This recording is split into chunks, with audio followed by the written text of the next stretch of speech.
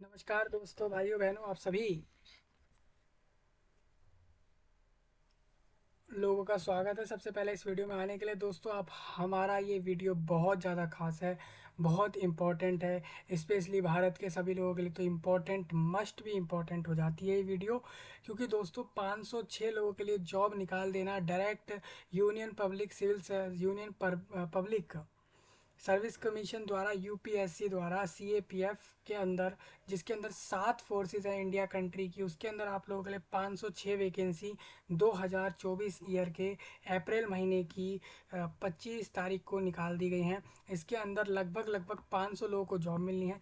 Job में post है assistant commandant post. आप समझिए, पोस्ट का नाम से आप समझ पा रहे होंगे, ये पोस्ट कोई ऐसे कोई ऐरी गैरी पोस्ट नहीं है, कोई ऐसे ही कोई नॉर्मल कोई पोस्ट नहीं है। ये एक ऐसी पोस्ट है जिसको आप स्क्रीन पर देख रहे हैं, असिस्टेंट कमांडेंट्स। समझ रहे हैं, कमांडेंट्स मतलब हो जाता है एक से ज़्यादा, इनको चाहिए 500 से ज़्यादा चाहिए असिस्टेंट कमांडेंट। देखिए मैं आपको बता दूं दोस्तों, ये एक सीएपीएफ के अंदर आने वाली एक ऐसी पोस्ट है जिसके अंदर आप डायरेक्ट रिक्रूट होंगे, एक ऐसी पोस्ट पर जिसमें आपके अंडर 150 पर्सोनल्स जो कि पहले से ही उधर रिक्रूटेड हैं, जो काम कर रहे हैं, वो आपके अंडर काम करेंगे, आपके इंस्ट्रक्शन पर काम करेंगे 150 लोग। समझ रहे हैं, आपकी पावर भी होगी, आपके पर्क्स वगैरह भी होंगे, सैलरी भी होगी, बेनिफिट्स तो होंगे ही। और ये पोस्ट इतनी अच्छी है कि इसको लेने के लिए कंपटीशन बहुत ज़्यादा है। लाखों की संख्या में इसके फॉर्म डाले जाते हैं हर साल। इस साल 2024 में यूपीएससी एसी रिक्रूटमेंट 2024 करने जा रहा है, जिसको लेकर वो लगभग लगभग 506 लोगों को जॉब इसके अंदर देगा। यूपीएससी देगा मतलब भारत सरकार देगा, यानी गवर्नमेंट ऑफ इंडिया देगा, पूरे भारत के लोगों को देगा। आप दिल्ली से, पंजाब, कर्नाटका, केरला से, मध्य प्रदेश, मणिपुर, तेलंगाना, बिहार और वेस्ट बंगाल, या फिर कोई भी ऐसा स्टेट, यूनियन टेरिटोरी, पूरे भारत का कोई सा भी ऐसा एरिया, कॉलोनी है, चौराया है, गली मोहल्ला है, आप वहाँ से हो तो आप इस वैकेंसी को ले सकते हैं। मतलब आप एक पॉश इलाके के हैं, या फिर आप एक ऐसे इलाके के हैं जो कि बहुत ज़्यादा पिछड़ा है, या फिर आप किसी भी एरिया के हैं, मतलब पूरे भारत देश के, मैं सिंपल सिंपल एंटायर इंडिया कह लूँ तो आपको समझ आना चाहिए। पूरा इंडिया इस पर फॉर्म डाल सकता है। कंडीशन यही रहेगी, आपके पास एक डिग्री होनी चाहिए, BCA, BCom, BSc, BBA, BTech, B architecture, B planning, कोई सी भी ऐसी कॉलेज की डिग्री आपके पास होगी तो आपको ये वैकेंसी मिल जाएगी। जॉब सरकारी है, सेंट्रल गवर्नमेंट के अंदर फोर्सेज हैं, सी ए पी एफ नाम से। उसके अंदर 7 फोर्सेज आती हैं, C I S F, C R P F, I T B P, B S F, और ये सारी जितनी भी लिस्टेड फोर्सेज आपको दिखाई हैं। सी ए पी एफ के अंदर 5 फोर्स हैं, असम राइफल भी इसके अंदर है, लेकिन आपको बता दूं ये वैकेंसी आपकी 5 फोर्सेज पर आई है, ना कि बाकी 2 फोर्स इसमें छोड़ दिए हैं। आपके स्क्रीन पर सरकारी जॉब फाइंड वेबसाइट एक ऐसी वेबसाइट है जो इन्हीं जानकारियों को लेकर आर्टिकल्स बनाते हैं, वैकेंसियाँ बताते हैं, नोटिफिकेशन बताते हैं, अप्लाई लिंक, वेबसाइट लिंक अपने वेबसाइट पर देते हैं, जैसे कि मैं यूट्यूब वीडियो में नीचे देता ही हूँ डिस्क्रिप्शन में। ठीक है, जहाँ से भी देखिए, रिसोर्स और रिसोर्स में दोनों आपके सामने अनलॉक कर देता हूँ हमेशा, जैसे यहाँ पर भी कर रहा हूँ। मैं यहीं से आपको जानकारियाँ दे देता हूँ, और यहीं की मैं आपको डायरेक्ट एसेस भी दे रहा हूँ, और ये एसेस आपके लिए रहेगा। आप यहाँ पर आकर, वेबसाइट पे आकर जॉब ढूंढ सकते हैं, वैकेंसियाँ ढूंढ सकते हैं, ना कि सिर्फ सरकारी जॉब फाइंड तो नाम की है, ये लोग प्राइवेट जॉब के बारे में भी इधर डालते रहते हैं। मतलब इनको जहाँ जहाँ से रेफरेंसेस मिलते हैं, जहाँ से जो भी जॉब के बारे में पता लगता है, ये लोग इस वेबसाइट पे अपना पब्लिश कर देते हैं। इस तरीके की लिस्टेड वेबसाइट्स है बहुत सारी जो यही सेम काम करती हैं, और अपनी वेबसाइट पे इस तरीके का डालती हैं। तो मैं इसी वेबसाइट से आपको बता दूं कि आपको यहाँ पर इस पर बहुत सारी वैकेंसी देखने को मिलेंगी। डेली बेस पर ये वेबसाइट अपने यहाँ पर रोज वैकेंसियाँ डालते रहते हैं, जो भी ऑल इंडिया में आती है। याद रखें, ये इंडिया इंडिया की कवर करती है ये वेबसाइट जॉब्स के बारे में, अदर कंट्रीज़ में कवर नहीं कर रही है। अदर कंट्रीज़ के लिए आपको प्रेफर करूँगा कि आप इंडीड.com, लिंक्ड इन और इंडीड.com, नौकरी.com, अपवर्क जैसे वेबसाइट्स पे विजिट मारें, वहाँ पर चेक करें। वहाँ पर एक ऐसी जॉब है, वहाँ पर तो ऐसी जॉबें होती हैं डायरेक्ट इंटरव्यू, कोई एग्ज़ाम वगैरह कुछ नहीं। आपने डायरेक्ट करना क्या है, माइक्रोसॉफ्ट आपके लैपटॉप कंप्यूटर वगैरह में एक एम एस वर्ड होता है, इसी के अलावा एक्सेल होता है, और ये सब चीज़ें लैपटॉप कंप्यूटर में पहले से ही इनबिल्ट होती है, मतलब कंपनियां डालकर ही देती हैं। लेनोवो, अगर वो लैपटॉप लेनोवो ने बनाया, या फिर माइक्रोसॉफ्ट ने अपना लैपटॉप बनाया, कभी मान के चलें, या गूगल और ये सब लोग जितने भी तमाम लोग हैं, एप्पल और ये सारे, ये जब भी अपने लैपटॉप वगैरह बनाते हैं तो अपने लैपटॉपों के अंदर ये माइक्रोसॉफ्ट का विंडो स्पेशली और एम एस ऑफिस जैसी चीज़ें, यानी कि एम एस ऑफिस जो है ये सब इनबिल्ट करके देते हैं लोगों के लिए, ये फीचर एक्स्ट्रा वो लोग दे देते हैं। जिसको नहीं पता होता वो डाउनलोड कर कर भी इनको ले सकता है। इससे फ़ायदा मैं ये सब इसलिए बता रहा हूँ। आपको करना क्या है, आपको माइक्रोसॉफ्ट एक कंपनी है, उसका एक एम एस वर्ड नाम का एक ऐप है, वो एक सॉफ्टवेयर कहलाएगा। अगर आप उसको एक अपने लैपटॉप या कंप्यूटर पर लोगे, उसको डाउनलोड करो, और उसको डाउनलोड करने के बाद उस एप्लीकेशन को, उसमें अपना रेज्यूम बनाओ, अपना नाम, फादर नेम वगैरह बनाओ, और साथ ही साथ कौन कौन सी क्वालिफिकेशन, एक्सपीरियंस लिया है, कहाँ स्कूल कॉलेज कंप्लीट किया, वो सब बताओ, फोटो सिग्नेचर वगैरह उसके अंदर डालो। एक रेज्यूम एक पेपर पे आप इस तरीके से बनाओ। और रेज्यूम कैसे बनेगा उसको लेकर वीडियो मैं आपको दे दूंगा, अगर चाहिए हो। एक रेज्यूम बना लो एम एस वर्ड पर, या फिर आप एक वेबसाइट पर जाओ जो कि ऑटोमेटिकली आपका रेज्यूम बना के दे देती है। आज के समय पर गूगल पर या इंटरनेट पर स्पेशली अगर मैं बात करूँ, तो आप देखोगे कि ऐसे कई सारे वेबसाइट्स हैं जहाँ पर आप अपनी सिर्फ डिटेल्स को बताओगे, ओरली, सिर्फ आपको ओरल बताना है, ओरल तरीके से बताना है या रिटर्न करके बता देना है, वो आपका रेज्यूम तैयार करके देगी।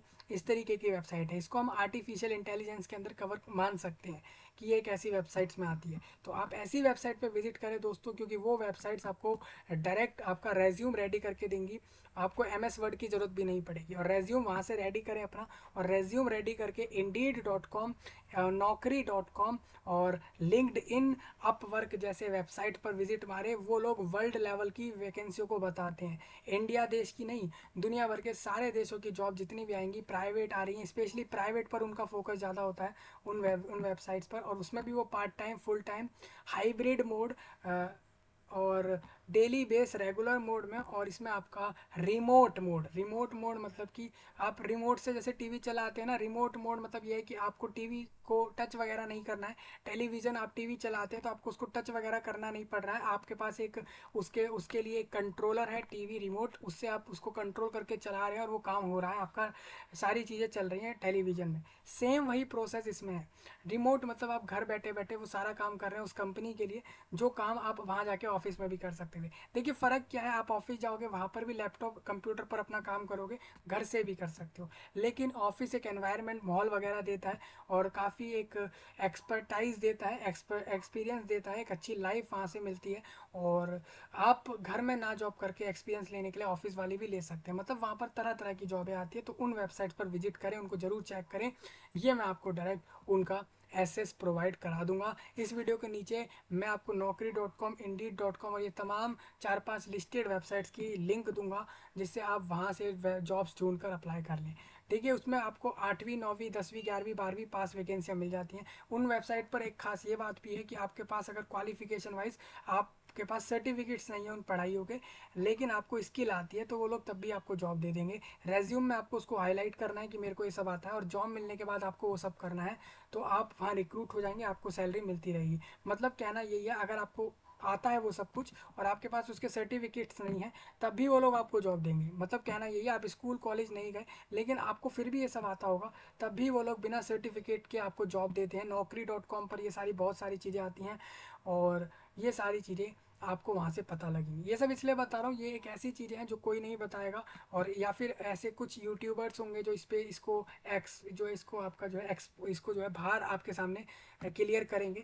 मैं आपको क्लियर कर रहा हूँ ये अंदर की बात, कि ये ऐसी वेबसाइट्स है जहाँ से जॉब बहुत अच्छे अमाउंट में मिलती है। मतलब हालांकि वही 20-25 हज़ार, 30-35-40 हज़ार करीब पूरे महीने में सैलरी मिलती है। हालांकि कंपनी में एक एम्प्लॉय जो उस कंपनी के लिए काम करता है, कोडिंग वगैरह से या कंप्यूटर से जो भी कर रहा है, वो टाइपिंग या कुछ भी, उससे कंपनी उसका 10 टाइम्स 20 टाइम्स बेनिफिट बनाती है। हालांकि कम, लेकिन फिर भी एक बेरोजगार को रोजगार मिलना, जॉब मिलना या फिर उसका घर चलना बहुत अच्छा रहेगा, और आप स्किल यहाँ पर सीख भी सकते हैं। ठीक है, तो मैं आपको यही कहूँगा, पहले आप अपनी स्किल सीखें, स्किल सीखने के बाद ये 4-5 वेबसाइट्स पर आएँ। पूरे दुनिया भर के किसी भी एरिया से आओगे तो ये वेबसाइट्स पर आपको जॉब मिलेंगी, और प्राइवेट जॉब ज़्यादातर यहाँ पर दिखेंगी। ठीक है, आपको सैलरी से मतलब है, पर्क से मतलब है, बेनिफिट से मतलब है, तो प्राइवेट में जाओ। आपको समाज सेवा करनी है, या फिर आपको लोगों के बीच में कुछ ऐसे बड़े बड़े काम करने हैं और साथ में वो जॉब के तरीके से करने हैं, तो गवर्नमेंट सेक्टर में आप जा सकते हो, चाहे वो किसी भी देश का हो। ठीक है, गवर्नमेंट सेक्टर में ना कि सिर्फ जॉब, बेनिफिट, पर्क वगैरह होते हैं, एक पावर भी होती है, और एक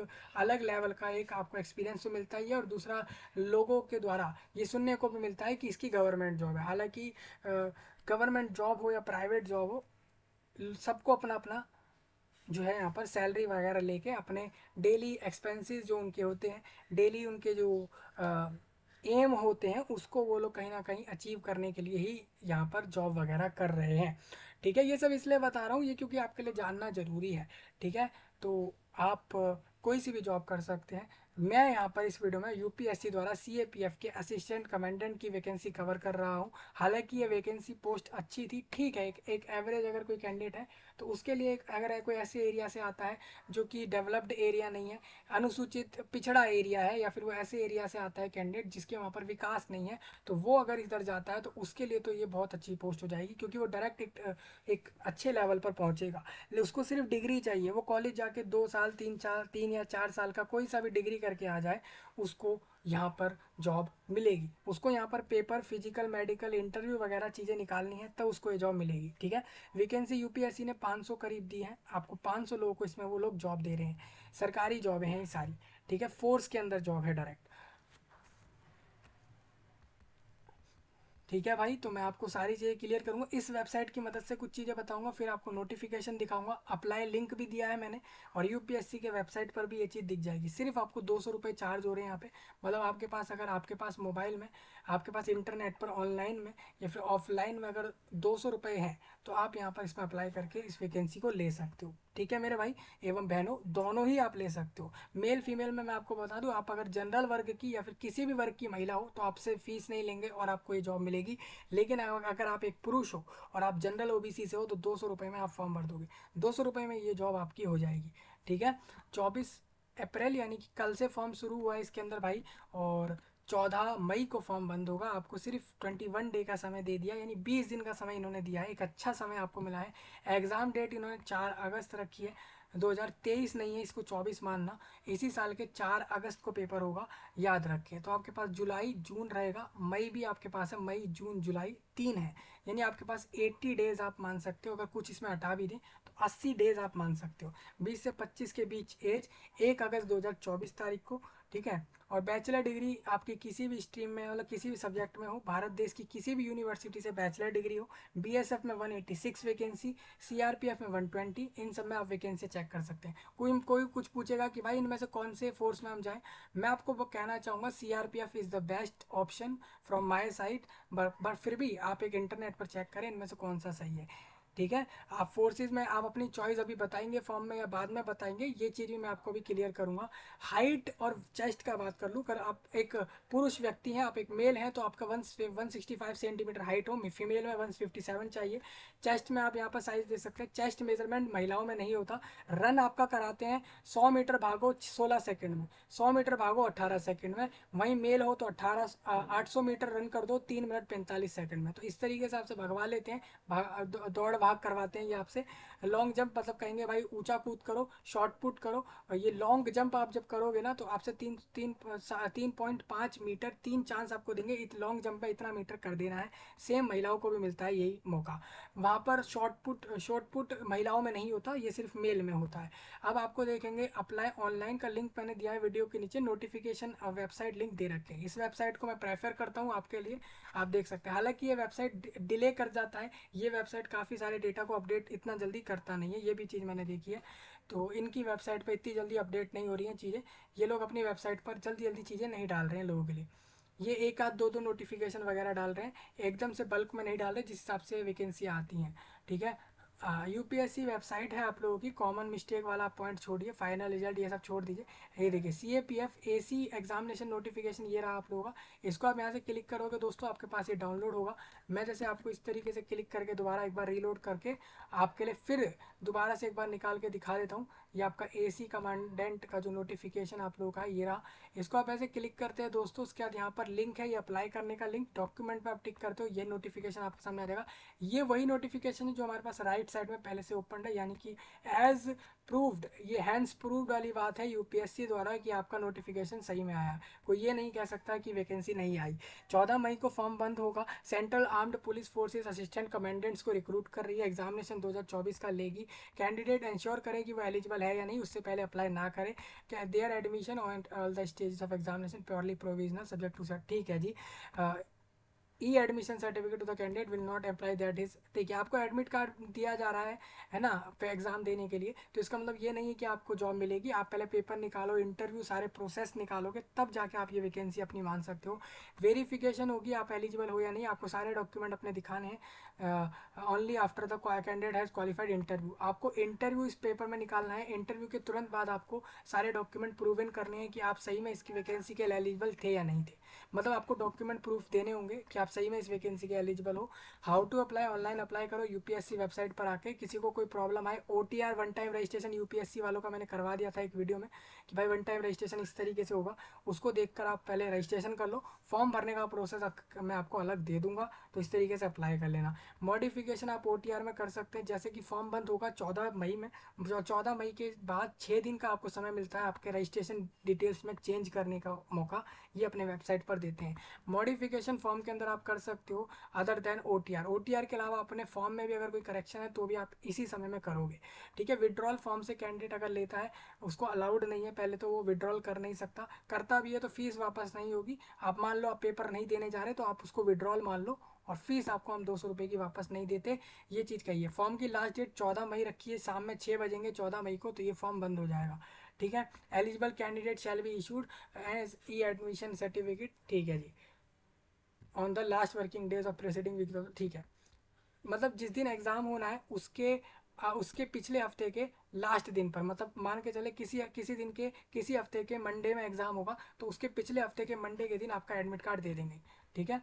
वही इन्होंने कहा है। तो मतलब आपका एग्ज़ाम का जो एडमिट कार्ड होगा वो आप लोगों को ई सर्टिफिकेट, एडमिशन सर्टिफिकेट कहते हैं वो लोग। सेंटर की बिल्डिंग में आपको एडमिशन देने के लिए, पेपर लिखने के लिए उसको एडमिशन सर्टिफिकेट रखा गया है नाम इधर, और ये आपको एग्ज़ाम से 6 दिन पीछे मिलता है, जिसको लेकर आप सेंटर पर जाकर पेपर लिखने जाओगे। All the applicants are required to provide valid active email ID, अपना mobile number email ID correct देना फॉर्म में, जिससे कि ये लोग आपको मेल करके बता दें एडमिट कार्ड ले लो और जल्दी पेपर देने आओ, फिर डेट निकल जाएगी तो आपका नुकसान है। पेनल्टी रॉन्ग आंसर किया है क्या, there should be note that there will penalty, ठीक है। आपके नंबर काटेंगे, नेगेटिव मार्किंग रखिए, मतलब कोई आंसर गलत करते हो इधर जाकर पेपर के अंदर तो मार्क्स काट लेंगे। इंस्ट्रक्शन है आपको ओएमआर शीट कैसे भरनी है, आपका पेपर ओएमआर शीट पर है, ये कंप्यूटर पर नहीं है। It means that the GOI has not budget to conduct this exam in the computer mode, या फिर whatever the other reason by the GOI for this recruitment. मतलब ये है गवर्नमेंट ऑफ इंडिया इसको OMR sheet पर ले रही है, इसका कारण तो नहीं पता, लेकिन ओएमआर शीट पर लेना उनका यहाँ पर एक ये बताता है कि उनका मेन ऑब्जेक्टिव ये है कि वो इस बार का एग्ज़ाम ओएमआर पर ले रहे हैं, ना कि कंप्यूटर पर। ओएमआर शीट पर आपका इस एग्ज़ाम को करा लेंगे। आपका एक शीट होता है पिंक कलर का, उसमें हर क्वेश्चन के 4 4 ऑप्शन वगैरह होते हैं और नंबरिंग होती है सीरियल वाइज, ABCD ऑप्शन दिए होते हैं। अलग से क्वेश्चन पेपर मिलता है सेंटर पर, क्वेश्चन पेपर में क्वेश्चन देखा, ऑप्शन देखे, जो सही लगा उसको ओएमआर शीट पर उसमें उसके सर्कल को डार्क कर दिया, उस ऑप्शन को इस तरीके से फिल करके पूरा आंसर शीट कवर करना होता है। और ये ब्लैक बॉल पॉइंट पेन, मतलब ब्लैक पेन से करना होता है इसको, और ये बॉल पेन होना चाहिए, ठीक है। इस तरीके से आप पूरे पेपर को कर सकते हो इसको, ये चीज़ लिखी होती है। कोई गलती नहीं करनी होती है आप लोगों को, यहाँ पे गलतियाँ वगैरह करते हो तो आपकी आंसर शीट रिजेक्शन के कारण बताए जाते हैं, लेकिन फिर भी 100 में 10 ऐसे मिलेंगे जो गलतियाँ करते हैं, जिसको लेकर ये फ्लूइड जैसी नाम की चीज़ सेंटर पर अवेलेबल कराते हैं। वो एक अंदरूनी बात है, कोई बताएगा नहीं, और ये नोटिस में भी नहीं डाली। हालांकि फ्लूइड कभी कभार सेंटर पर यूज़ हो जाता है। आप देखोगे किसी जगह पर आप एग्ज़ाम देने गए और वहाँ पर अगर 100 लोगों ने पेपर दिया तो 10 ऐसे मिल ही जाएंगे जो कहीं ना कहीं कुछ रोल नंबर में या किसी को ऑप्शन को फिल करने में गलती कर देते हैं, और फिर कहते हैं हमें यार हमसे गलती हो गई, तो दैट्स वाई फिर वो वहाँ पर एक फ्लूइड नाम का चीज़ होता है, वाइटनर जिसको कहा जाता है, एक पेन जैसी चीज़ दिखती है, वाइट कलर का कुछ उसमें से इंक टाइप निकलता है, वाइट कलर का उसमें से कुछ निकलता है, वो फ्लूइड जैसा, वो एक ऐसी चीज़ है दोस्तों जो आपके रिटन पेन से जो भी लिखा हुआ होता है उसको डार्क करके छुपा देती है, वाइट कर देती है उसको, जैसे पेपर के कलर में कर देती है, और फिर उसके बाद आप उसको फिल करके आगे बढ़ सकते हैं। ये चीज़ अलाउड होती नहीं है, हालांकि फिर भी ये कुछ जगहों पर एक्सेप्ट कर लेते हैं लोग, ठीक है। स्पेशल इंस्ट्रक्शन आप लोगों के लिए रहेगा, वो आप देख सकते हैं। फैसिलिएशन काउंटर यहाँ पर मिलता है, फॉर्म भरने में कोई परेशानी आए तो उसके लिए। मोबाइल नंबर इन्होंने दे रखा है, मोबाइल फ़ोन स्पेशली बैंड है, आप कोई भी पेन ड्राइव गैजेट वगैरह यहाँ ना लेकर जाए। कोई थिएटर वगैरह में नहीं जा रहे हो जो आप वहाँ पर वॉच या ये सब लेकर जा रहे हो, बेसिकली आप इतना ध्यान रखें मोबाइल फ़ोन, लैपटॉप, कंप्यूटर, कोई चिट वगैरह ना लेकर जाएं, ये सब चीज़ें बैंड होती हैं, पकड़े जाने पर फिर एक्शन वगैरह लिया जाता है। फ़ोटोग्राफ आपको फॉर्म में कैसे अपलोड करनी है, 10 दिन लास्ट आप एक्सेप्ट हो जाएंगी। मतलब आप अगर आज 25 है तो आपने अगर 15 तारीख के बाद कोई फ़ोटो अपनी क्लिक करी है तो वही यहाँ डालेंगे आप। ये चीज़ आपको ध्यान रखनी है। फेस आपका पूरा सही से दिखना चाहिए, वो सब यहाँ कह दिया गया है। Online question paper representation portal रहता है, आपको बता दूं कमीशन ने ना एक 7 दिन का फ्रेमवर्क रेडी किया है, यूपीएससी ने एक फ्रेमवर्क रेडी किया है आप लोगों के लिए, जिसमें वो लोग ये कहते हैं such representation must be submitted online और question paper representation portal only by accessing the. देखिए एक इन्होंने यूआरएल बनाया है इन्होंने, मैं आपको बताता हूँ इसका मतलब क्या है। आप देखिए ये एक बहुत इंपॉर्टेंट पॉइंट था हमारा। देखिए यहाँ पर एक ये चीज़ है दोस्तों, आपका जैसे आप पेपर देकर आए, ठीक है, जिस भी दिन आपका पेपर हुआ, तो देखिए from the next day of the examination date to 6 PM of the 7th day is fixed for the candidate to make, ठीक है, in the paper of examination such represent, ठीक है। ये एक बात ये कि ये कह रहे हैं जैसे मान के चलो आप पेपर देने गए और पेपर आपने जिस दिन दिया उस दिन के आप जिस दिन पेपर दोगे ना, आप यहाँ पर आप एक बार पेपर का स्केड्यूल वगैरह लिखा था कि नहीं। देखिए फॉर्म की डेट आपने देख ली थी, ठीक है, पेपर का स्केड्यूल हम आगे देखेंगे। अभी आप इतना समझिए कि आप इस पेपर को देने जाते हो और आपको लगता है कि क्वेश्चन पेपर में कुछ ऐसी बातें हैं, कुछ ऐसी चीज़ें हैं क्वेश्चन पेपर में, जो ऐसे क्वेश्चन है जो कि गलत छापे या कुछ ऐसा कर दिया, एरर वगैरह कुछ आपको लगता हो, तो रिप्रेजेंटेशन क्वेश्चन पेपर से जुड़ा हुआ आप दे सकते हो यूपीएससी को ये लिंक पर। ये लिंक एक्टिव रहेगा आपके एग्ज़ाम होने के 7 दिन तक, ठीक है। ये चीज़ यहाँ पर रहती है, तो ऐसा आप कर सकते हैं। ये इससे आपको फ़ायदा ही होगा। Government strive to have a workforce which reflect gender balance, सरकार चाहती है कि भाई मेल फीमेल दोनों में बैलेंस बना के चले, तो दोनों को ही यहाँ पर अपॉर्चुनिटी दी है, इसी वजह से दोनों के लिए वैकेंसी हमने रखी है। यूपीएससी की जो पोस्ट है ना, ये रिटर्न एग्जाम ये 4 अगस्त को होना है, यानी जुलाई जून मई 90 दिन, 90 days you have the time of 90 days for this exam. मतलब कि इन द क्वालिफाइंग स्टेज, मतलब अगर आपको क्वालिफाइंग स्टेज में पहुंचना है, अगर आप इस एग्ज़ाम को निकालना चाहते हो, तो आप 4 अगस्त तक आपके पास 90 डेज का समय ऑल आपके पास इधर है, ठीक है। असिस्टेंट कमांडेंट पोस्ट है, ग्रुप ए में पोस्ट है, सीएपीएफ के अंदर जाती है। ये बीएसएफ सीएपीएफ के 7 फोर्सेज हैं, जिसमें से 5 के अंदर ये आपको डायरेक्ट रिक्रूट करेंगे इस पोस्ट पर। बीएसएफ, सीआरपीएफ और सीआईएसएफ, आईटीबीपी और एसएसबी, ये आपको बॉर्डर एरियाओं में दिख जाएगी बीएसएफ। सेंट्रल रिजर्व फोर्स भी आपको दिख जाएंगे, इंडस्ट्रियल सिक्योरिटी फोर्स भी आपको बाहर दिख जाएंगे, एरियाओं में आप जाते हो वहाँ पे दिख जाएंगे ये लोग, ठीक है। Examination will be held in accordance with the rules for the publish by, ठीक है। जो एमएचए कहेगा ना उसके हिसाब से ये आपका रूल चला है, मतलब एमएचए ने जो भी नए रूल बनाए हैं इस रिक्रूटमेंट से जुड़े, उसी को लेकर ये रिक्रूटमेंट आपकी होगी। Tentative examination number of vacancy आपको बताता चलूँ, बीएसएफ में ज़्यादा लोगों की ज़रूरत है, सीआरपीएफ में कम चाहिए, एसएसबी में भी कम चाहिए। आप अगर देखते हो जहाँ वैकेंसी कम है, आप सोचोगे यहाँ वैकेंसी कम है, इसका मतलब यहाँ कॉम्पिटिशन ज़्यादा है, आप ये सोच के एसएसबी सिलेक्ट कर रहे हो, तो इस तरीके का ना सोचें। काफ़ी सारे फैक्टर डिपेंड करते हैं किसी फोर्स की किसी पोस्ट को सिलेक्ट करने के लिए। तो मैं मेरे हिसाब से CRPF and BSF is best option, बाकी आप देख सकते हैं, ठीक है। 10% रिजर्वेशन रखा गया है यहाँ पर आप लोगों का वैकेंसियों में। अनमार्क्ड एक्स सर्विसमैन, अगर आप पहले से ही किसी फोर्स में काम कर चुके हो किसी पोस्ट पर, तो आपको 10% वैकेंसी आपके लिए यहाँ पर रखी जाती हैं। सेंटर एग्जाम का कहाँ कहाँ रहेगा, तो सेंटर इस बार 47 इस बार टोटल बड़े बड़े यहाँ पर इन्होंने रख दिए हैं। अहमदाबाद, बड़े बड़े ज़िले रखे हैं इन्होंने, भोपाल, चंडीगढ़, जिला कह लो या यूनियन टेरिटोरी कह लो। दिल्ली, देखिए दिल्ली पूरा का पूरा एक यूनियन टेरिटोरी है, हालांकि भोपाल के बाद चंडीगढ़ पूरा यूनियन टेरिटोरी है। तो आप इस तरीके से समझेंगे तो यहाँ पर बड़े बड़े ज़िले, शहर और यूनियन टेरिटोरी के हिसाब से लगभग 47 बड़े ऐसे शहरों में या ज़िलों में या यूनियन टेरिटोरीज़ में ये एग्ज़ाम होना है। अगर 47 बड़े बड़े शहरों में एग्ज़ाम हो रहा है ये पूरे देश भारत का, तो करीबन आप इतना मान सकते हैं कि इस बार जो सेंटरों की संख्या होगी, एक्चुअल नंबर ऑफ सेंटर्स की संख्या होगी, तो मैं आपको बता दूं अगर अगरतला में भी इन्होंने मान के चले on an average her area के 5-5 सेंटर भी अगर हम लेते हैं, तो आप इसको 5 से क्रॉस करते हैं तो 470 का आधा, यानी कि 235, यानी लगभग लगभग 230 के करीब सेंटर आप मान सकते हैं इस रिक्रूटमेंट में। यानी मैं मान सकता हूँ कि 200 सेंटर पूरे इंडिया में इस रिक्रूटमेंट के लिए रहेंगे, 200 सेंटर आप मान सकते हो। ये एक अप्रॉक्स नंबर आपको मैंने दे दिया है। अब बात आती है आप फॉर्म के अंदर सेंटर लेना चाहते हो और आपको अपनी मनपसंद सेंटर चाहिए आपके आसपास के एरिया का, तो आप फर्स्ट अप्लाई फर्स्ट अलॉट वाला सीन चलता है। आपने अगर आजकल में फॉर्म भरा तो आपको अपने मर्जी का सेंटर मिलता है, नहीं तो यूपीएससी एंड में अगर लेट हो जाते हो तो कोई भी सेंटर पूरे भारत का कहीं का भी दे देगा। आपकी प्रेफरेंस पहले वो देखेगा, आपके एरिया के आसपास का ही देखेगा, इसी तरीके से वो दूर बढ़ता जाएगा। जैसे आप कभी किसी चीज़ को ढूंढने जाते हैं, किसी इंटरनेट पर किसी प्रोडक्ट को खरीदने के लिए ढूंढ रहे हो, तो वो इस तरीके से दिखाएगा आपके एरिया वाइज कि पहले वो 10 किलोमीटर, 20, 50 और 100 किलोमीटर के एरिया में जो भी आपके पास वो प्रोडक्ट बेचने वाला व्यक्ति होगा उसका ऐड वो आपको दिखाएगा। वो इस तरीके से दिखाएगा। काफ़ी बार आप खरीदने वाली चीज़ों की वेबसाइट पर जाओगे तो वो आपको दिखाएगा कि ये प्रोडक्ट आपके एरिया के 20 किलोमीटर के पास बेचने वाला व्यक्ति ये है, फिर 50 किलोमीटर, 100, 150, 200। इसी तरीके से फर्स्ट अप्लाई फर्स्ट अलॉट है। मतलब आप अपने सेंटर अपनी मर्जी के चूज तो कर लोगे फॉर्म में। मान के चलो आप लेट भर रहे हो फॉर्म, तो आपकी मर्जी का सेंटर नहीं मिला तो यूपीएससी आपके एरिया के पास का ही सेंटर देगा, लेकिन वो थोड़ा और दूर होगा। समझ आ रहा होगा मुझे, क्लियर है इतनी बातें? ये जब आपको आ जाता है समझ, ये सब आप पॉइंट रीड कर सकते हैं। एलिजिबिलिटी कंडीशन ये है दोस्तों, no person who is not a citizen of India shall except with the consent of the central government signified फाइड इन राइटिंग, ठीक है, अपॉइंटेड और एम्प्लॉयड अंडर दिस रूल। मतलब दोस्तों साफ साफ कहा है इन्होंने कि अगर आप लोग भारत के नागरिक नहीं हो तो आप फॉर्म नहीं भर सकते। ठीक है जी, मतलब आप भारत से ही फॉर्म भर सकते हो, आप दूसरे किसी देश के लोग फॉर्म भर ही नहीं सकते इस वैकेंसी पर। सेक्स में मेल फीमेल, मतलब आप पुरुष महिला दोनों फॉर्म डालो। एज लिमिट इन्होंने कह दिया 20 से 25 के बीच में, आपकी अगर 1 अगस्त 2024 में है तो आप फॉर्म डालो।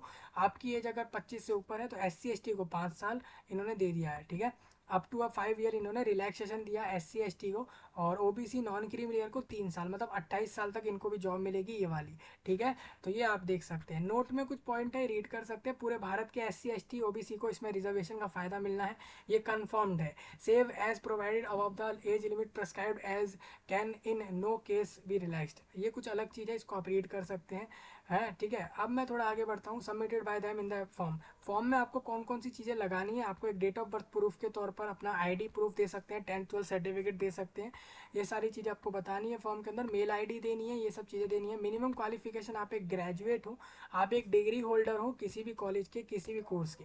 ठीक है, फिजिकल स्टैंडर्ड और मेडिकल स्टैंडर्ड से जुड़ी हुई कुछ बातें आपको बता दूँ। फीस आपको 200 रुपये देनी है। आप अगर एक रिजर्व्ड महिला हो, मतलब कि आप एक ऐसी महिला हो जो किसी रिजर्वेशन में नहीं आती या आती है, तो उसको फीस देनी ही नहीं है। मतलब सबको फीस नहीं देनी अगर कोई महिला है तो। और पुरुष भाई लोग सबको फीस देनी है अगर आप एक अनरिजर्व्ड हो। रिजर्व्ड वाले में आपको भी नहीं देनी। ठीक है, ऑल फीमेल कैंडिडेट वही सब लिखा हुआ है, आप चेक कर सकते हैं। हाउ अप्लाई, अप्लाई करने का प्रोसेस सिंपल है। यूपीएससी वेबसाइट OTR करवाता है एक बार में। OTR करने के बाद कैंडिडेट एलिजिबल हो जाता है हर वैकेंसी को अप्लाई करने के लिए, डायरेक्ट फॉर्म भरने के लिए यूपीएससी के वेबसाइट से। मतलब फिर उसको बार बार रजिस्ट्रेशन वगैरह नहीं करना, वो डायरेक्ट अपने फॉर्म को भर सकता है। OTR में सही जानकारी दिया करें, क्योंकि करेक्शन का समय ये लोग एक ही बार देते हैं, वो भी फॉर्म जब आता है तब देते हैं। ठीक है, OTR का करेक्शन समय ये लोग बार बार नहीं देते, इसीलिए कहूँगा OTR सही से भरें, वीडियो जाकर चेक करें। ठीक है, फॉर्म में क्या क्या चीज़ें लगाओगे आप, वो इन्होंने यहाँ बताई हैं, तो ये सब ध्यान से रखेंगे, संभाल के सोच समझ के चलेंगे। और लास्ट डेट मैंने आपको बता दी। थोड़ा आगे बढ़ता हूँ इसी के अंदर। अब यहाँ पर क्या है, एक और सर्विस एलोकेशन, आपको कौन सा सर्विस मिलेगा आपकी मेरिट पर डिसाइड होगा। आपके लिस्ट में नाम आ गया कि आप पास कर गए, उसके भी पर and service preference which will be have to indicated by the candidate at the time of filling of detailed DAF नाम का फॉर्म भराया जाएगा। जैसे भारत देश में IAS और IPS जो सिविल सर्वेंट बनाए जाते हैं भारत सरकार में, मतलब जो गवर्नमेंट ऑफ इंडिया UPSC द्वारा जो आपके IAS IPS वगैरह बनते हैं भारत देश में, उसके लिए मैं आपको बता दूं, उनसे जैसे DAF फॉर्म भरवाते हैं इंटरव्यू से पहले, उनका मेंस निकलते ही फॉर्म भरवाते हैं, वैसे ही आपका भी इधर फॉर्म भरवाएंगे DAF फॉर्म ये कहता है कि आपको एक डिटेल्ड एप्लीकेशन फॉर्म भरना है, मतलब कि एक ऐसा फॉर्म भरना है जो ये क्लियर करे कि आपको कौन से पोस्ट पहले चाहिए। मतलब आपको AC जो बनना है वो AC CAPF के अंदर आपको पहले किधर बनना है। हो सकता है किसी को BSF में, SSB में पहले जाना हो, फिर उसको ITBP में जाना हो, तो अपनी प्रेफरेंस आपसे मांग ली जाएगी। और दूसरा ये आपके मेरिट लिस्ट पर भी डिसाइड करेगा, आपके रैंक जितने नंबर अच्छे होंगे उतने चांस अच्छे होंगे कि आपको अपनी मर्जी के एलोकेशन मिल जाए। ठीक है, हालांकि कुछ फोर्सेज ऐसी होती है जिसकी मार्क्स हाई कट ऑफ में जाती है। ठीक है, before the physical and medical standard test, मतलब मेडिकल फिजिकल होने से पहले एग्जाम की मेरिट बनते ही DAF फॉर्म भरवा लेंगे ये। And both male and female candidate are eligible to appoint, फिर उसके बाद ही कैंडिडेट अपॉइंट होता है इन वैकेंसियों पर। तो मेरे को उम्मीद है कि आप DAF फॉर्म भर पाएंगे। DAF फॉर्म आपके एग्जाम के तुरंत बाद कराया जाएगा, रिजल्ट के तुरंत बाद ये लोग करा लेंगे। और DAF फॉर्म के बाद आपका फिजिकल मेडिकल वाले प्रोसेस चलेंगे। अदर डिटेल्स में इन्होंने कुछ बातें बताई हैं, वो आप यहाँ से देख सकते हो। अपेंडिक्स 1 से 5 तक में हम चार पांच चीज़ें जानेंगे। हम जानेंगे कि इस बार का सिलेबस क्या है, इस रिक्रूटमेंट का इंस्ट्रक्शन क्या है फॉर्म भरने के प्रोसेस के लिए, ऑब्जेक्टिव टाइप टेस्ट यहाँ पर होगा ये, उसके बारे में बात करेंगे। मतलब पेपर में ऑप्शंस मिलेंगे क्वेश्चंस के अंदर। कन्वेंशनल टाइप टेस्ट की बात करेंगे, फिजिकल और मेडिकल स्टैंडर्ड से जुड़ी बात करेंगे। यूपीएससी के अंडर सेक्रेटरी हैं विनोद कुमार, उनके द्वारा ये पूरा फाइल आया है। आपको बता दूं अपेंडिक्स 1 में आप देखते हो सिलेक्शन प्रोसीजर स्कीम वगैरह रीड कर सकते हो। रिटर्न एग्जामिनेशन चलना है, 4 अगस्त को चलना है। यहाँ पर 2 पेपर चलने हैं, पेपर 1 और पेपर 2। पेपर 1 दोपहर सुबह में 10 से 12 और दोपहरी के समय यानी कि आफ्टरनून में ये 2 से 5 PM तक चलेगा। पहले पेपर में जनरल एबिलिटी इंटेलिजेंस पूछेंगे 250 नंबर में। द क्वेश्चन इन दिस, इस पेपर में जो क्वेश्चन रहते हैं MCQ में रहते हैं। ऑब्जेक्टिव रहेंगे multiple answers type in which the question will be set in English और हिंदी, दोनों लैंग्वेज में क्वेश्चन पेपर आपको देंगे। पेपर 2 जो आपका दोपहर में 2 से 5 होगा, जनरल स्टडीज ऐसे कॉम्प्रिहेंशन जैसे 200 नंबर में पूछेंगे। इसके अंदर के टॉपिक आपके यहाँ लिखे हैं और कैंडिडेट को ध्यान रखना है, शुड एंश्योर दैट कि पेपर 2 जो है they write the answer only in the medium allowed by the commission for the different component as mentioned above. आपको बता दूं पेपर 2 में आपको करना क्या क्या होता है, ऐसे ऐसे लिखने होते हैं इंग्लिश या हिंदी में, but the medium of precis writing और कॉम्प्रिहेंशन कंपोनेंट इंग्लिश ही रहता है। और प्रीसिस राइटिंग आपको कभी किसी वीडियो में कराएंगे, कॉम्प्रिहेंशन वगैरह आपको ये सब इंग्लिश में करना होता है। मतलब आपका सेकंड पेपर आपको डिस्क्रिप्टिव होता है, आपको डिस्क्राइब करने हैं सारे आंसर वगैरह। और पेपर 1 आपका चॉइस वाला होता है, मतलब उसमें आपको ऑप्शन वगैरह मिलते हैं, इस तरीके का चलता है। ठीक है, नोट वाले पॉइंट जरूर रीड करें। फिजिकल स्टैंडर्ड एफिशिएंसी टेस्ट और मेडिकल में क्या होगा। आपका फिजिकल एफिशिएंसी टेस्ट में मैं आपको बता दूं, आपको 100 मीटर रेस करना है 16 सेकंड, वही सारा सब कुछ लिखा हुआ है जो मैंने आपको पहले बता दिया है। शॉर्ट पुट का आप थोड़ा सा देख लेना इधर, ठीक है। और 3 चांस ही मिलते हैं, अगर आप 3 चांस के ज़्यादा लोग हैं इन चीज़ों में जो जहाँ पर लिखे हुए हैं तो फिर आप बाहर हो जाते हैं इधर। इंटरव्यू और पर्सनैलिटी टेस्ट आपका होता है इधर, तो उसमें भी आपका 150 नंबर का होता है। क्या चीज़ें चेक होती हैं आप देख सकते हो। फाइनल लिस्ट आपकी जो बनती है यहाँ पर वो आपकी रिटर्न एग्जाम और इंटरव्यू से ही बनती है। मतलब फिजिकल सिर्फ पास करो, फिजिकल मेडिकल सिर्फ पास करो, डॉक्यूमेंट वेरिफिकेशन सिर्फ पास करो, लेकिन रिटर्न रिटर्न और इंटरव्यू को अच्छे नंबर से निकालोगे तो आपको ये वैकेंसी मिलेगी। पेपर 1 का डिटेल्ड सिलेबस आपके स्क्रीन पर, पेपर 2 का डिटेल्ड सिलेबस आपके स्क्रीन पर है। इंस्ट्रक्शन है फॉर्म भरने को लेकर, कैसे भरोगे वो आप देख लेना। इंस्ट्रक्शन यहाँ पर यह कैंडिडेट के लिए कि ऑब्जेक्टिव टाइप टेस्ट कैसे वो उसको लेना है, कैसे उसको करना है। यहाँ पर एक रफ वर्क के लिए उसको यहाँ पर शीट मिलेगी, इन्विजिलेटर एक शीट देगा रफ वर्क करने के लिए, उस पर आप रफ वर्क करो अपना और अपने पेपर को करो। ठीक है, रफ वर्क के लिए शीट मिलेगी, ये चीज़ यहाँ पर क्लियर है। ठीक है भाई, तो ये सब पॉइंट आप रीड कर सकते हैं। आंसर शीट पर्टिकुलर्स, मतलब आंसर शीट में क्या क्या चीज़ें होती हैं वो बताया। आंसर शीट में ऑप्शंस होते हैं ए से लेकर डी तक OMR शीट पर। इसके अलावा आंसर शीट में आपके नंबरिंग होगी क्वेश्चंस की, रोल नंबर के लिए अलग अलग से ब्लॉक बनाया हुआ है वहाँ पे, सीरियल नंबर के लिए अलग ब्लॉक, इस तरीके के ब्लॉक वगैरह OMR शीट में डाले हुए हैं। ठीक है, जिसको आपको भर के पूरे शीट को कवर करते हुए भरते हुए आगे बढ़ना है। याद रखें ए से लेकर डी तक के ऑप्शन है, आपको एंट्री करनी है। वहाँ पर एक स्कैनेबल अटेंडेंस लिस्ट होती है, वहाँ पर आपकी अटेंडेंस हो जाती है कि भाई आप आए हो पेपर देने, तो उसका अटेंडेंस वहाँ पे लिया जाता है। एनेक्सर में आप देखेंगे कि आंसर शीट इस तरीके की दिख रही होती है, जहाँ पर सेंटर, सब्जेक्ट और सब्जेक्ट कोड, रोल नंबर वगैरह कैंडिडेट को खुद फिल करना होता है। इस तरीके से शीट भरनी होती है। शीट इस तरीके से दिखती है OMR की, जिसमें बुक सब्जेक्ट कोड को भी उसको भरना होता है, सर्कल के साथ भी भरना है, अलग से लिख कर भी भरना है, इस तरीके का करना है। जिस तरीके से वो अपने रोल नंबर को सर्कल वाइज भर रहा है, इसी तरीके से पूरे पेपर के ऑप्शंस के हर क्वेश्चन को वो भरेगा और पूरा पेपर अटेम्प्ट करेगा। ठीक है, तो ये आपको यहाँ से समझ आना चाहिए। अपेंडिक्स 5 में ये लोग बोल रहे हैं कि फिजिकल और मेडिकल स्टैंडर्ड कैसा चाहिए। सबसे पहले आप देखिए कि फिजिकल एफिशिएंसी टेस्ट में तो आपकी रनिंग और वो सब चीज़ें एक्टिविटीज़ होनी है। बाकी फिजिकल और मेडिकल स्टैंडर्ड में इन्होंने ये बताया कि आपकी हाइट और मेजरमेंट वगैरह कितना चाहिए, अगर इतना है तो आप मान सकते हैं कि आप इसके लिए एलिजिबल हैं इस वैकेंसी के लिए। ठीक है, जनरल स्टैंडर्ड के बारे में कुछ बातें लिखी हैं। टैटू आपके पूरे बॉडी पर होना नहीं चाहिए, अगर है तो उसके लिए इन्होंने सॉल्यूशन दिया है यहाँ पर, क्या रहेगा। अपेंडिक्स एक इन्होंने बता दिया कि मेल एवरेज बॉडी, मतलब आप अगर एक पुरुष हैं और आपकी हाइट जो है अगर 156 सेंटीमीटर है और आपकी एज अगर 18 से 22 एज के बीच में है, तो आपका जो वेट है ना, वो आपका जो वेट है वो इसके बीच में होना चाहिए। लिमिट दे दी, इसके बीच में अगर आपका आता है तो आप मान सकते हैं आप इसके लिए एलिजिबल हैं। ठीक है, सेम महिलाओं के लिए इन्होंने एज और हाइट के हिसाब से आपका वेट बता दिया है। आपकी जो वेट होता है, बॉडी कितनी भारी होनी चाहिए, वो आप लोगों का डिपेंड करता है आप लोगों की उम्र पर और लंबाई या हाइट वगैरह पर, मतलब आपकी हाइट और एज डिसाइड करेगी कि आपकी वेट कितना होना चाहिए। ठीक है, बे आपने कभी पढ़ा हो बॉडी मास इंडेक्स, तो उससे भी बहुत चीज़ें निकल आती हैं।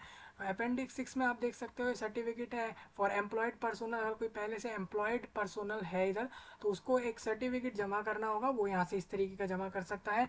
ये फॉर्म आ गए आप लोगों के, ये आप देख सकते हो। आप कहेंगे हमारे को बोला गया कि SC ST को फीस नहीं देनी। आपने SC ST का सर्टिफिकेट इस नोटिस में डाला नहीं, तो इस नोटिस में इसलिए नहीं डाला, उनको भी पता है एक ही फॉर्म को बार बार देना उनको अच्छा नहीं लगता। कोई क्यों देगा SC ST OBC सर्टिफिकेट बार बार आपको अलग से फॉर्मेट। आप इसके लिए डायरेक्ट इंटरनेट पर, गूगल पर या कहीं पर भी ब्राउज़र पर जाकर डाल दें SC ST OBC का सर्टिफिकेट, फॉर्म वहाँ से मिल जाएगा, उसको भरें, अप्लाई करें। SDM DM जिसकी भी स्टैम्प वगैरह लग रही है उस पर लगवाएं और उसको वेरीफाई करा के बनवाएं, और उसके बाद उस सर्टिफिकेट को इधर डालें फॉर्म के अंदर, जिससे कि आपको उस कैटेगरी का या कास्ट का या जो भी आप एक्स सर्विसमैन वगैरह है तो उसका फ़ायदा मिले, और उसके बाद इस वैकेंसी को आप ले सकें। ठीक है, ये जरूर करें। अब एक चीज़ और है दोस्तों, आपका फॉर्म तो 14 तारीख को बंद हो रहा है, तो आप इस समय में आप अपना नया कास्ट सर्टिफिकेट या कोई भी सर्टिफिकेट नया मत बनवाएं। इसमें सिंपल यही है कि पहले से अगर कोई है तो ठीक है, नहीं तो जनरल से फॉर्म डालें। ये वैकेंसियाँ ऐसी ही हैं, ये जल्दी आती हैं, 20 दिन में फॉर्म बंद होते हैं, इस तरीके से आती हैं। इसीलिए लोगों को पहले से ही नोटिफाई रहना चाहिए इन चीज़ों के लिए। यहाँ पर आप आते हैं रजिस्ट्रेशन और ऑलरेडी रजिस्टर्ड, इन सब के ऑप्शन मिलते हैं। रजिस्ट्रेशन पर टिक करोगे, सबसे पहले आपको यहाँ पर टिक करना है। आप देखते हो न्यू रजिस्ट्रेशन, मतलब मैं एक नया कैंडिडेट हूँ इधर, इस तरीके से बताया। मेरे 10वीं के मार्कशीट के पेपर पर क्या नाम लिखा है वो बताना है, वेरीफाई करना है उस नाम को। फिर उसके बाद मेरे को अपना जेंडर बताना है, फिर मेरा जेंडर दोबारा वेरीफाई करना है, फिर डेट ऑफ बर्थ बतानी है। इस तरीके से मुझे सब बताना है। देखिए ट्रांसजेंडर तक UPSC पर रजिस्ट्रेशन कर रहा है, इसका मतलब ये है कि आप तीनों ही लोग इस पर एलिजिबल हो, इस वैकेंसी पर। हालांकि ये जो CAPF की है वैकेंसी, इसमें मेल फीमेल लिखा है, ट्रांसजेंडर का ऑप्शन मैंने इधर देखा नहीं है। तो आप देखें अगर CAPF का फॉर्म ट्रांसजेंडर भी भर पा रहा है तो इसका मतलब उसको वैकेंसी मिलेगी। बाकी नोटिस में पॉइंट मेंशन था या नहीं था, आप पूरा चेक करेंगे तो ऐसा पॉइंट कहीं था ही नहीं। ठीक है, आप देखिए चेस्ट मेजरमेंट हो, किसी की भी बात हो तो मेल फीमेल को लेकर करिए, CAPF को ट्रांसजेंडर नहीं चाहिए। ठीक है, डेट ऑफ बर्थ आप डाल सकते हैं, फादर नेम डालेंगे, तो ये आप OTR करोगे सबसे पहले।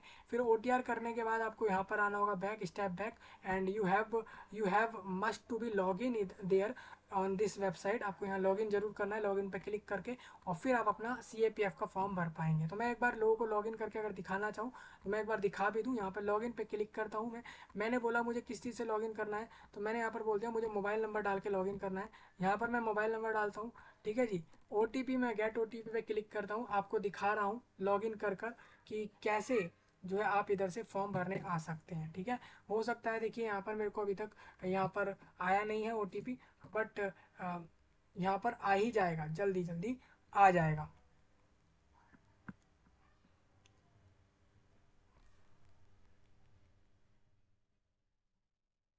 देखिए यहाँ पर OTP आ जाएगा, उसके बाद मैं कैप्चा कोड को डाल के आपको दिखाई देता हूँ कि कैसे आपको ऑप्शन मिलेगा CAPF की इस वैकेंसी पे अप्लाई करने का।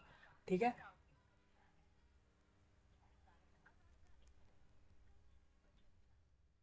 तो मैं आपको दिखा रहा हूँ जल्दी से जल्दी।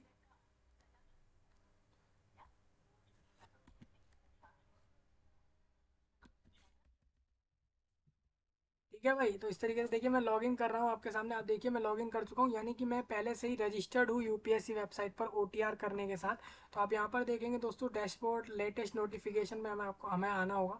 आप देखेंगे यहाँ पर आपके काफ़ी सारे फॉर्म चल रहे हैं। क्लोजिंग डेट आपको बता दूँ दोस्तों, एक आपका इंडियन इकोनॉमिक सर्विस एग्जामिनेशन को लेकर भारतीय आर्थिक सेवा परीक्षा का फॉर्म चल रहा है, इसका आप फॉर्म डाल सकते हैं। इसका नोटिस मैंने कवर नहीं किया आपके लिए, और इसके लिए आपके पास अब 4 दिन बचे हैं। सेम आप देखेंगे यहाँ पर आपको एक और चीज़ दिखेगी, यहाँ एक और चीज़ यहाँ पर ये है कंबाइंड मेडिकल सर्विस 800 लोगों के लिए जॉब आई हुई है, इसमें 800 वैकेंसी हैं। इसमें भी आप डायरेक्ट इधर आ सकते हो, ये एक्टिव अभी यहाँ पर आप देखेंगे, तो आप इस वेबसाइट पर आकर भी फॉर्म भर सकते हो। इसका फॉर्म भी 4 दिन में बंद होना है, इसमें 800 से ज़्यादा वैकेंसियाँ हैं। तो इस तरीके से आप देखेंगे CAPF के फॉर्म को आप देख लीजिए, यहाँ पर आ चुका है जो मैंने अभी इस वीडियो में बताया, उसका फॉर्म आज ही चालू हुआ है और आपके पास एक अच्छा समय है। ठीक है, इंस्ट्रक्शन है आपके लिए फॉर्म भरने के लिए। आप जैसे इंस्ट्रक्शन टू द कैंडिडेट पर क्लिक करते हो तो ये डाउनलोड हो जाता है, एक फाइल डाउनलोड हो जाएगा HTML का, हालांकि ये खुलेगा नहीं खुलेगा। देखिए इंस्ट्रक्शन इन्होंने दिया है, पूरा फॉर्म भरने का प्रोसेस इधर दे रखा है। इन्हें भी पता है CAPF एक कोई मामूली जॉब है नहीं, तो उसके लिए इंस्ट्रक्शन देना ही चाहिए लोगों को, यूथ को स्पेशली, या फिर वो कैंडिडेट्स को, वो लोगों को जो फॉर्म डाल रहे हैं। इस तरीके से आप देख लेंगे। यहाँ से आपको मैं जैसे मान के चले मेरे को अप्लाई करना है इस वैकेंसी पर, तो क्लिक हेयर फॉर पार्ट 1 करेंगे। और OTR में हमें कोई चेंज अभी करने का ऑप्शन मिलेगा ही नहीं, तो क्योंकि वो फॉर्म क्लोज के बाद मिलता है। तो हम इसमें पार्ट 1 पे क्लिक कर लेते हैं। आपको दिखेगा इस तरीके से पूरा प्रोसेस। आप कहेंगे हमने सब पढ़ लिया और हमें फिर यस पे क्लिक करके फॉर्म भरने की तरफ आगे बढ़ना है। मुझे उम्मीद है आप लोगों को समझ आ रही होंगी एक एक चीज़ें कैसे आप अप्लाई करेंगे। तो उम्मीद है आप सभी लोग CAPF के असिस्टेंट कमांडेंट पे फॉर्म भर लेंगे। पूरे भारत से इस तरीके से आप फॉर्म भर सकते हैं। जॉब अच्छी है, सैलरी वगैरह रीड करेंगे तो ये 40-50 हज़ार के करीब होगी पर मंथ में। पर्क वगैरह भी कुछ इसमें लोगों को मिलते होंगे और एक पावर वगैरह भी होती है। 150 लोगों के पर्सोनल के ऊपर आप लोग एक उनके कमांडेंट के तौर पर आप वहाँ जाते हैं, मतलब उनको इंस्ट्रक्ट करना आपका काम रहता है। ये सब चीज़ें होती हैं। किसी का कोई डाउट हो कमेंट में बताएं, सब्सक्राइब करें, लाइक करें, शेयर करें, नए टॉपिक ज़रूर बताएं। मिलूंगा जल्द ही, तब तक के लिए आप सभी का धन्यवाद।